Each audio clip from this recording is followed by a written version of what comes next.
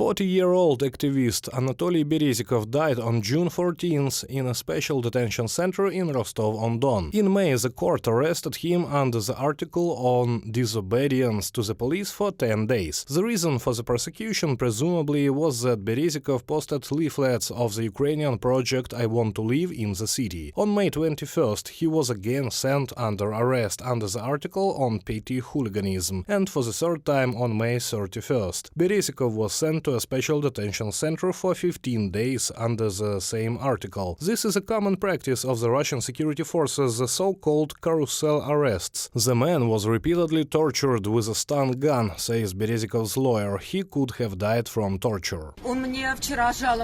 He complained to me that he was threatened, that he was afraid that he would be killed. During the hearing, Berisikov was brought in. During the court hearing, he explained that he was taken out. After he was released from the special detention center, he was immediately handcuffed by police department number 4. He complained that he was taken out of town, that he was tortured there by a stun gun. Over the info, journalists got through to the Rostov detention center where Anatoly Berisikov was being held. An employee of the institution said that the activist committed suicide.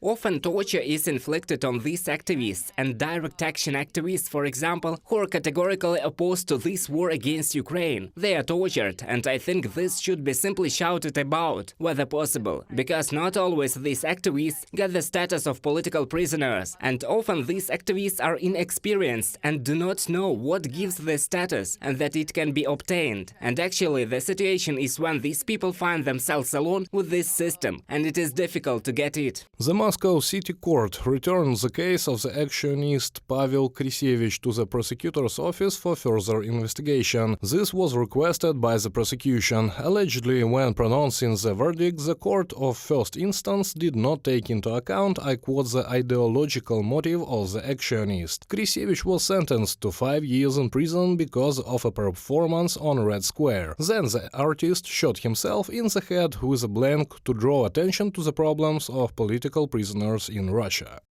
I believe that my sentence is unlawful and unfounded, and also too harsh. It seems to me that the wording that they give me cannot be justified. It contradicts the plenum of the Supreme Court. It clearly states that in terms of the use of weapons, I should have used a threat, and the victim saw everything from the outside. I did not use it. Pavel Krysevich, Russian public figure, from the publication of the SOTA Telegram channel.